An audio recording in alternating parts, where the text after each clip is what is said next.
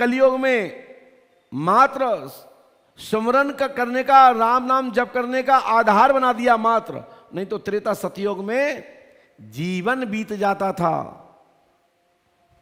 देवता दर्शन नहीं देते थे, सैकड़ों सैकड़ों हवन अनुष्ठान हो जाते थे, अनुष्ठान सफल नहीं होता था,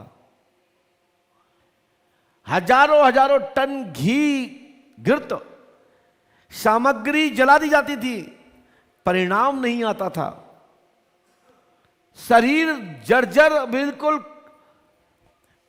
ढांचा ढांचा रह जाता था, भगवान की कृपा नहीं होती थी। लेकिन कलयुग में कुछ ही क्षण में, थोड़े से अनुष्ठान में दर्शन हो जाते हैं, अनुष्ठान का परिणाम आ जाता है, जप का परिणाम मिल जाता है। यदि वो जमाना अभी होता और हम 21,000 51,000 ले रहे होते तो सीताराम ही थी, फिर आप जाने कितने लोग हमारे बगावत में खड़े होते, समझे। अब तुम तो अनुष्ठान कर नहीं पाते, पूर्ण आहुति नहीं कर पाते, और आप कहते हो महाराज खबर तो आ गई, अब सब अच्छो होगा। अव्यल अवल खबर आई, जो कि हवन होने के बाद भी टाइम लगता था। और आज भी ऐसे कई ऋषि हैं जो प्राचीन काल के, उनको आज भी परमात्मा का दर्शन नहीं हुआ है, आज भी वो तपस्या कर रहे हैं, कर रही हैं। साध्वियां, देवियां, भगत, ऋषि महर्षिगण भी आज भी उन परमात्मा का दर्शन नहीं हुआ जो आपको हो चुका है। आज भी वैष्णव माता भगवान श्री राम जी प्रभु को दर्शन करने के लिए आज भी तपस्या में, उस कंदर्प गुफा में, उस पहाड़ी में स्थान लिए हुए हैं।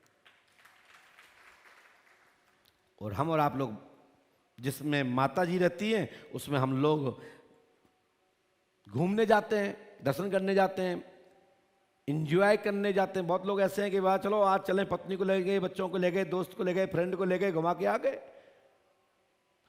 जिस पहाड़ में। लेकिन उस पहाड़ में ही मां भगवती आज भी प्रभु श्री राम जी के दर्शन करने के लिए आज भी कुंवारी कन्या के रूप में अनुष्ठान में स्थापित है, और पहरे पर भैरव जी विराजमान है।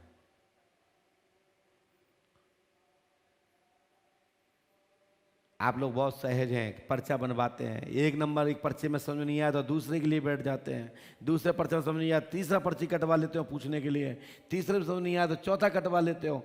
अरे महाराज, पहले संत लोग एक अक्षर बोलते थे, जा तेरा काम हो जाएगा, और कभी नहीं कहते थे जा तेरी शादी हो जाएगी, फिर 2 मोड़ा हो जाएंगे, उसके 3 बच्चे होंगे। हमसे तो तुम सब पूछते हो, महाराज बताओ पत्नी जिससे शादी होने जा रही है वो पहले गलत तो नहीं थी, हमको ही चाहती है कि नहीं चाहती है? करते हो ऐसे प्रश्न? तो भगवान इतने फ्री हैं कि तुम्हारे सब बताएं कि तुमसे बात करती थी, नहीं करती थी, बगल वाले से करती है कि नहीं करती है। पुराने भक्तों में विश्वास होता था, वो संबंध चलते थे, निभते थे और निभ रहे हैं। अभी भी आपके दादा परदादाओं की कहानी सुन सकते हो। लेकिन जो आज पढ़े लिखे लोग हैं, जिनके बहुत अच्छे हाई लेवल के पढ़े लिखे लोग हैं, उनके परिवार टूट गए हैं। किसी के घर में 3रा नंबर है तो किसी के घर में 4था नंबर है। समझ गए हम क्या कहना चाहते हैं? पहले विश्वास के बंधन निपटे थे, और आप पढ़े लिखे लोग महीने में 2-4 संबंध तोड़ देते हैं। मैंने तो बहुत लोगों को देखा, हमसे लोग पूछने आते हैं कि महाराज जी जो हम सोच रहे हैं वो सही है कि नहीं। मैंने कहा तो क्या सोच रहा है बता। बोले माइक चल रहा है।